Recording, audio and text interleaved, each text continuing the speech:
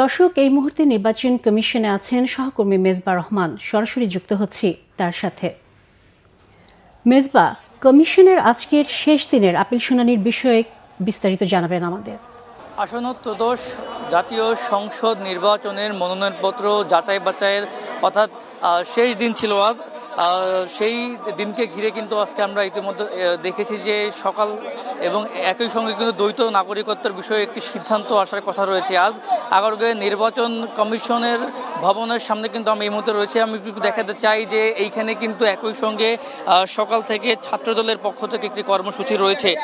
অর্থাৎ আসন্ন ত্রয়োদশ জাতীয় সংসদ নির্বাচনকে সামনে রেখে রিটার্নিং কর্মকর্তা যাচাই বাছাইয়ের মনোনয়নপত্র বাতিল হওয়া প্রার্থীদের আপিল শুনানির শেষ দিন আজ, এবং এই একই দিনে কিন্তু দ্বৈত নাগরিকত্ব থাকা প্রার্থীরা জাতীয় নির্বাচনে অংশ নিতে পারবেন কিনা সেই বিষয়েও সিদ্ধান্ত নেবে নির্বাচন কমিশন।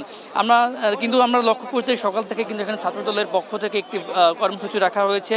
তারা অভিযোগ করছে, আমরা কথা বলেছেন ছাত্রদলের সভাপতি রাকিবের সঙ্গে, তিনি জানিয়েছেন তিনি বেশ কিছু অভিযোগ এনেছেন, অর্থাৎ নির্বাচনকে প্রশ্নবিদ্ধ করতে, নির্বাচন নিজেদের দিকে নিতে একটি বিশেষ দল বিশেষ ভূমিকা রাখছে। অর্থাৎ তিনি উদাহরণস্বরূপ বিভিন্ন বিশ্ববিদ্যালয়ে যে ছাত্র সংসদ নির্বাচন হয়েছে, বিশেষ করে জগন্নাথ বিশ্ববিদ্যালয়, শাহজালাল বিজ্ঞান ও প্রযুক্তি বিশ্ববিদ্যালয়ের নির্বাচনে তিনি জামাতকে নিয়ে বেশ কিছু প্রশ্ন রেখেছেন। অর্থাৎ বিশ্ববিদ্যালয়ের ভাইস চ্যান্সেলর থেকে শুরু করে প্রক্টর এবং মেশিনে নির্বাচন নিয়ে ভোট গ্রহণ হয়েছে সেই ওএমআর মেশিন নিয়েও তিনি প্রশ্ন রেখেছেন।